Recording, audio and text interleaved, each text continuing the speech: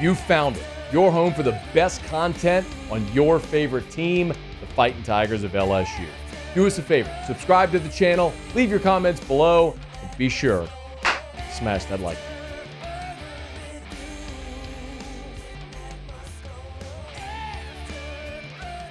One of the big storylines of LSU-Texas A&M is Brian Kelly against Mike Elko. Of course, Brian Kelly hired Mike Elko as his defensive coordinator at Notre Dame. And when Brian Kelly was hired at LSU, we lauded Brian Kelly's ability to hire great defensive coordinators. I mean, it really has been a feather in his cap over his career.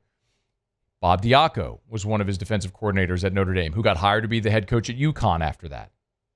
Brian Van Gorder thing didn't go great, but Mike Elko was hired by Brian Kelly, of course, went to A&M as the DC, then to Duke as the head coach, now the A&M head coach. Clark Lee was one of Brian Kelly's defensive coordinators at Notre Dame, and then now obviously is the head coach at Vanderbilt. Marcus Freeman, Brian Kelly, LSU tried to hire him, took the Notre Dame job instead. Now he's the head coach at Notre Dame. Brian Kelly's done a pretty good job hiring defensive coordinators, and Mike Elko was in that number as well. And the two obviously have been asked a lot this week about working for each other. Here's what Mike Elko said on Monday when he was asked about working for Brian Kelly at Notre Dame. I learned a lot. You know, Brian's a really, really successful head coach that maybe isn't into the huge self-promotion business. You know, he's the winningest coach in Notre Dame football history. I don't know that that's something that rolls off of everyone's tongue, and so he's been successful everywhere he's been. You know, he kind of had a similar, my defensive coordinator path kind of married his head coach path, right? It started D2, worked its way all the way up through. He had success kind of everywhere he went, and so, you know, yeah, a ton of respect for him, who he is. Certainly appreciate him giving me the opportunity he did to be the defensive coordinator at Notre Dame, and he's a really good coach. He does a really good job getting the best out of his team. Elko was at Wake Forest. He went from Bowling Green he went from the Ivy League to Bowling Green to Wake Forest to Notre Dame. So Brian Kelly has noticed that coaching talent and given those coaches opportunity. You can say what you want about Matt House. It didn't end well, but the first year with Matt House at LSU went well, and Matt House had a history of being a good defensive coordinator. Just didn't really work here a year ago, obviously. On the flip side, Brian Kelly was asked about Mike Elko and said very similar nice things.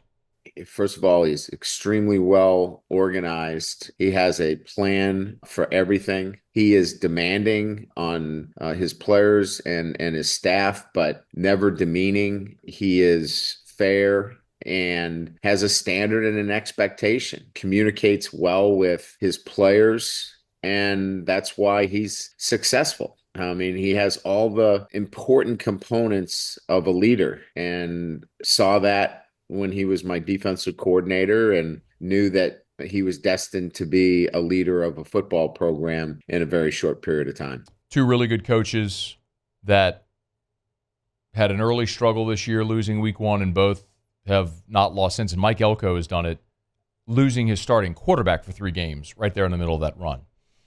But this is a different type of challenge for A&M. It is very fair to say this will be the best offense that Texas A&M will have faced this year.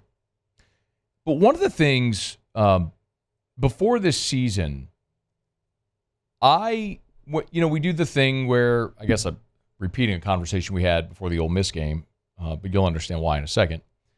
You know, media days, whatever, we do the thing where you get the schedule and you go through and say where you're going to win or lose and why and all. And I had LSU beating Ole Miss and losing to Texas A&M. And a lot of you didn't like that. But the reason was the spot. It's what I always talk about. When I'm making a preseason prediction, it's who has the most manageable schedule with the fewest questions. And LSU had a lot of questions. You're losing Jaden Daniels, Malik Neighbors, Brian Thomas, a lot of questions. Terrible defense a year ago, new defensive staff, how much better are you? A lot of questions against what looked like on paper very difficult schedule. And I looked, though, at that Ole Miss spot, and I said, man, Ole Miss, exactly what we talked about. 7 consecutive games, 3 consecutive SEC games, back-to-back road conference games, LSU coming off a bye, at home. Ole Miss hasn't won in Baton Rouge since '08. All those things I said before the season, I liked Ole Miss. Now, the week of the game, I picked Ole Miss because I thought Ole Miss had played better up until that point. We hadn't seen LSU really play clean, which goes to show you just how much an opinion can change over the course of 2 weeks when a team continues to grow and develop, and as we always say, teams are allowed to get better. But I had LSU losing to A&M for a similar reason. Now LSU is playing back-to-back road conference games. This is a third consecutive SEC week. Emotional game against Ole Miss, then at Arkansas, now at Texas A&M, which will be huge. They're asking everybody to wear black. It's going to be a blackout. And you heard David Nuno say maybe the most significant game this late in the season since A&M has been in the SEC. They've had other really big games. They've beaten Bama a couple times and stormed the field. But as far as what's on the line at the end of October, the most significant game A&M's played since they've been in the league, it's fair to say. And so you look at that, and the spot very much favors A&M. They did play on the road last week in the league, but they had a bye, then they were at Mississippi State. Now they're at home for this one. But our guy Chris Marlar sent me this, and this was shocking. And Marlar works with us over at LouisianaSports.net. He's our lead SEC guy, and although I give him all kind of hell because his quarterback rankings and his power rankings are straight trash, and I just make fun of him for it every week. He does a good job, especially with his research. Listen to this. For all that I've talked about the back-to-back road conference games, it matters. I think LSU 2019,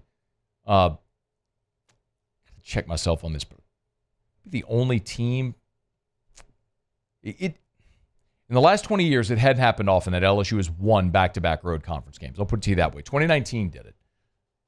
But how about this number? Every Friday, Marlar puts out a piece at LouisianaSports.net. It's numbers to know. It's interesting stats and facts and factoids about the SEC games that weekend.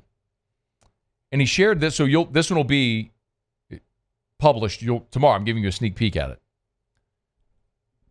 The number is 77.8. How about this? Brian Kelly in his college career is 14-3-1 against the spread for a winning percentage of 77.8 on a road trip, second consecutive games or more, 2 consecutive games or more on the road, where his team is on normal rest or at least 7 days. How about that? His last loss, Brian Kelly's last loss when he's been on the road back-to-back weeks and on normal rest, 2006 with Central Michigan. How about that? For all we've talked about, and I've talked about, the back-to-back road conference games and how that has been a bugaboo. I mean, last year LSU went back-to-back at Ole Miss, at Missouri. Of course, they lost the Ole Miss game. So it is not easy to go on the road in consecutive weeks in this league and win. Hard to win in our league.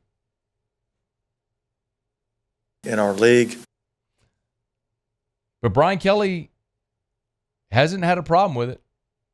Now, again, they did lose last year in that back-to-back situation, the first one of the back-to-back. We're talking about the second game of the back-to-back, right? So in the second game of the back-to-back, they lost the first one last year, but they won last week at Arkansas. And basically what we're saying is Brian Kelly 14-3-1 against the spread on the second game of a back-to-back road trip. Last time he lost one was 2006 at Central Michigan. Maybe, just maybe, this is a spot that isn't going to bother Brian Kelly because he's been able to do it really well over the course of his career. We'll see if they can get it Saturday there at Kyle Field.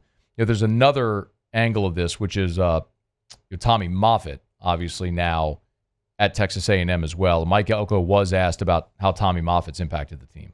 I think it's been immense. I think the job that he's done from a physical standpoint is noticeable. I think we're stronger. We're more conditioned. I think the job he's done from a mental standpoint has been very well seen. And so he's been a huge part of our success for sure. It's no knock at all on Jake Flint. I think Jake Flint's done a great job with LSU also. I love Tommy Moffitt. I just wish he would have gone far, far away from the SEC. Be weird seeing the Moffitts in maroon on Saturday. Just another weird part of this series. Hey, thanks so much for watching.